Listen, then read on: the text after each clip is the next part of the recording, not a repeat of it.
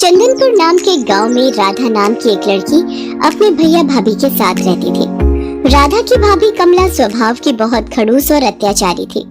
वो चाहती थी कि राधा की शादी किसी भी ऐरे गहरे से हो जाए, तो शादी का खर्चा करने से वो और राधा का भाई दोनों बच जाएंगे। इसलिए वो राधा के लिए रिश्ता ढूंढती रहती थी। एक दिन कमला बाजार जा रही थी। रास्ते में उसने देखा एक बहुत ही मजबूर और गरीब भिखारी लड़का अपनी बूढ़ी माँ की दवाई के लिए लोगों से भीख मांग रहा था। वो कमला के पास आता है और उससे कुछ पैसों की मदद मांगता है। मेरी मदद करो, मेरी माँ बहुत बीमार है और मेरे पास उनके इलाज के लिए बिल्कुल भी पैसे नहीं है। मैंने बहुत लोगों से काम मांगा पर कोई भी मुझे काम नहीं देता। मेरी मदद कर दो, आपकी बहुत मेहरबानी होगी। ये भिखारी लड़का मेरे बहुत काम का है। अगर मैं इस भिखारी से राधा की शादी कर दूं, तो हम उस आफत से छुटकारा पालेंगे और हमें 1 रुपया भी राधा की शादी में लगाना नहीं पड़ेगा और हमारे सिर से बला टल जाएगी। फिर हम पति पत्नी आराम से रह सकेंगे। मैं तुम्हें पैसे दे सकती हूँ, पर तुम्हें मेरे लिए काम करना होगा। आप जो कहोगे मैं करूँगा, पर इस वक्त मेरी माँ के इलाज के लिए मुझे पैसे दे दो। कमला उस लड़के को कुछ पैसे दे देती है और घर आ जाती है। अगले दिन राधा का भाई योगेश काम पर जा रहा था। तभी वो योगेश से बोली, योगेश, मैंने अपनी राधा के लिए एक बहुत ही अच्छे लड़के का रिश्ता देखा है। अगर तुम हाँ कहो तो मैं उस लड़के को आज ही घर पर बुला लेती हूँ। पर कमला, लड़का कैसा है, क्या करता है, कैसा खानदान है? हमें ये सब भी तो देखना पड़ेगा कि नहीं? बस आ गई ना वही बात तुम्हारे दिमाग में। तुम तो सोचते हो कि मैं कमला की भाभी हूँ। माँ होती तो वो उसके लिए अच्छा रिश्ता ढूंढ कर लाती। रहने दो, तुम तो मुझे अपना समझते ही नहीं हो। भला मैं अपनी राधा के लिए कोई गलत रिश्ता ढूंढ कर थोड़ी ना लाऊंगी। नहीं नहीं, मेरा मतलब वो नहीं था। अच्छा ठीक है, शाम को तुम लड़के को घर पर बुला लो, मैं जल्दी घर आ जाऊंगा। है? कमला जिस लड़के को घर पर बुलाती है वो कोई और नहीं बल्कि वही भिखारी लड़का था, जिसकी मदद उसने बाजार में की थी। उस लड़के का नाम सोहन था। ये सारी युक्ति कमला की ही थी। उसने सोहन को अच्छे कपड़े खरीदने के लिए पैसे दे दिए थे, ताकि वो देखने में अच्छे खानदान का लगे। सोहन तैयार होकर घर आ जाता है। सोहन की मजबूरी ये थी कि वो एक गरीब भिखारी था और कमला ने उसकी माँ के इलाज के बदले में जो शर्त रखी थी वो उसे मजबूरी में माननी पड़ी। सोहन की दूसरे शहर में एक बहुत बड़ी पोस्ट पर नौकरी लगी है। सोहन, पगार कितनी दे रहे हैं? जी वो 50। हाँ, मुझे याद आ गया। तुम्हारी माताजी से मेरी बात हुई थी 50,000 रुपए। बहुत बढ़िया। तो कब जाना है तुम्हें? अगले हफ्ते निकलना होगा और माँ की तबीयत ठीक नहीं रहती, इसलिए माँ को भी साथ ही ले जाऊंगा और अब से वहीं रहेंगे। मैं चाहता था कि शादी अगले 2 दिनों में ही हो जाए और मुझे दहेज में कुछ भी नहीं चाहिए। तुम्हारे उच्च विचार देखकर मैं बहुत खुश हूँ सोहन बेटा, पर इतनी जल्दी हम कुछ तो तैयारी करना ही चाहेंगे।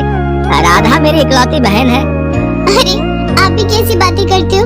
हम भी बेटा दहेज लेने और देने के बिल्कुल खिलाफ हैं। शादी अगले 2 दिन बाद ही होगी। कमला ने सोहन को सब कुछ समझा बुझा दिया था। बेचारा सोहन, उसे झूठ बोलना पड़ रहा था। योगेश भी उनकी बातों में आ गया और राधा की शादी सोहन के साथ हो जाती है।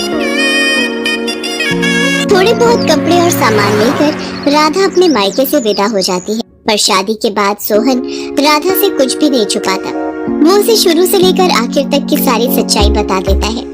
और ये है सारी सच्चाई राधा। तुम अगर वापस अपने भैया के पास जाना चाहती हो तो मैं तुम्हें नहीं रोकूंगा।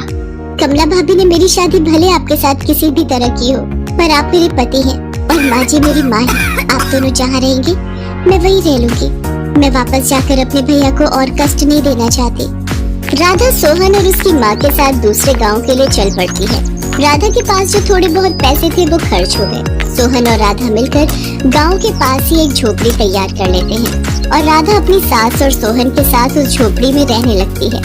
सोहन के पास कोई काम नहीं था, इसलिए वो राधा के साथ मिलकर जंगल से लकड़ियां काट कर लाता था और उसी को बेचकर वे गुजारा करते थे। एक दिन सोहन और राधा जंगल में लकड़ियां काटने गए हुए थे।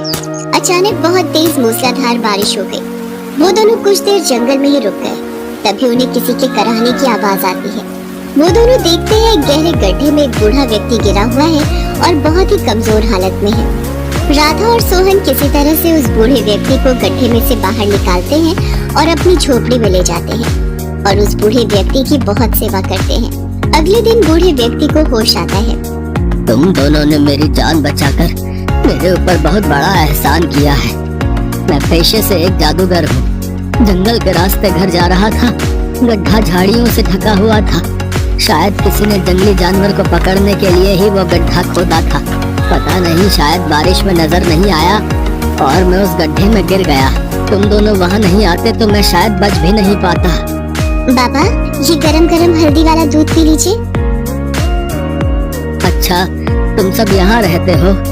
सोहन उस बूढ़े जादूगर को अपनी सारी बात बताता है। अब तुम सबको परेशान होने की कोई जरूरत नहीं है। आज से ये झोपड़ी एक जादुई आलीशान झोपड़ी में बदल जाएगी और तुम जो कुछ भी मांगोगे वो पल भर में पूरा हो जाएगा। इतना कहकर वो बूढ़ा जादूगर वहाँ से चला गया और उनकी वो झोपड़ी आलीशान बन गई।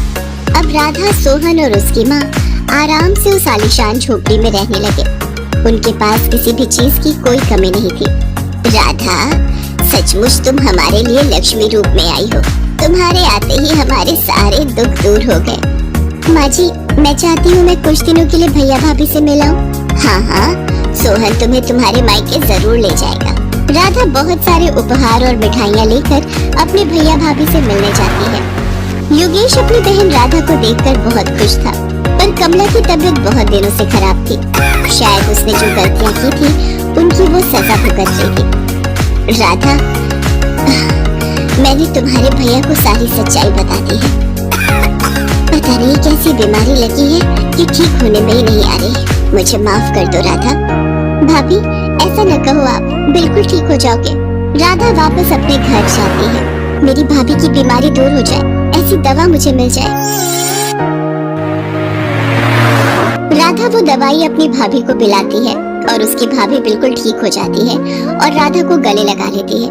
उस दिन से राधा अपने परिवार के साथ खुशी खुशी जीवन बिता